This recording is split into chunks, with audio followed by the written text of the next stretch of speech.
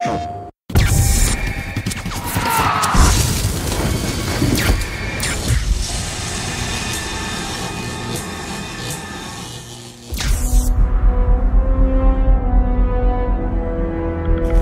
City certainly has a lot of character.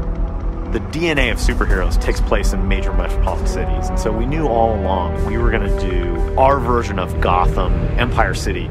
Real cities are dirty, they're grimy, they've got clutter, they've got garbage in every corner. We started talking about the city breathing, the city groaning, buildings crumbling off in the distance as music. Like, what would that sound like?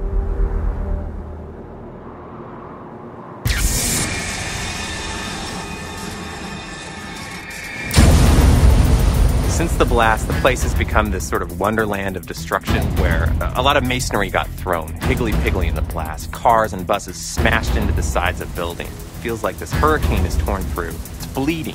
The city itself is broken. It's foul.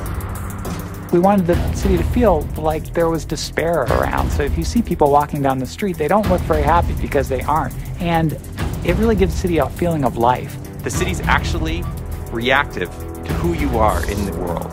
If you choose to be a nice guy and win the love of the people, I know you can heal him. You'll actually see the city get cleaner and kind of repair itself a little bit. And that's pretty crazy. We wanted to make the thing have a character and sort of look back at you for what you did, to respond, and not just be this inert mass.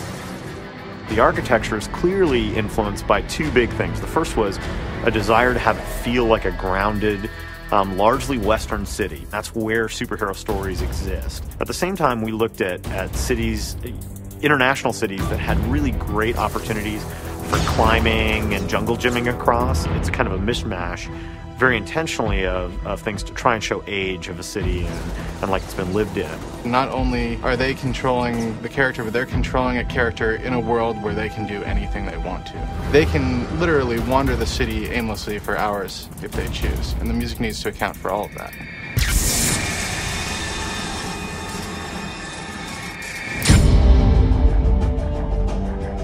It's been really important for us to approach the music like sound design, to really capture the spirit, the voice of Empire City.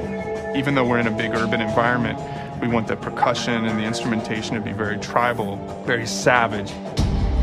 One of the first things in this game that I was also approached about, which I've never seen in any other game and I've never had to do either, was to score things in two different ways depending on where you are in the game or how you're doing. You can choose to be a hero or an anti-hero, and the music needs to echo that. That was fantastic, Mark. There's an edgy, punchy, kind of dark and very thoughtful component to the music. The ambient music is meant to be bleeding out of this broken city, this city that's sort of been bombed out and is hurting. And so much of the music is really meant to meld with the sound design and almost become indistinguishable from it. Initially, when we were hearing that the city was kind of alive, and how we would do that musically and sound design to blend those two worlds, I had two ideas in mind. The first one was to go out and do some street recording. The second part was to do a custom sampling session. You want it to be orchestral, but you don't want it to be John Williams.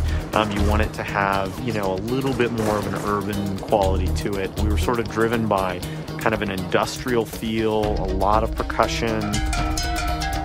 The way that we address that is by using a lot of instruments that are very rustic and urban, like trash cans and metal pipes and cardboard boxes, and just beating on all kinds of different things in different ways. And then at the same time, we've taken a lot of really conventional instruments and tried to play them and use them and, frankly, abuse them in really unconventional ways. Not to mention that our artist, Amon Tobin, manipulates sounds and carries them into a completely different space, so that even the combat music has this effect of sounding like the city is kind of throwing its head back and roaring. The thing that's really different about inFAMOUS is the level of density we have in the city. It makes it a much more enjoyable environment to play in. We want the whole thing to be an immersive experience. You experience the city more than just hear it or feel it or play it. It's the combined efforts that really make inFAMOUS something special in terms of the whole package.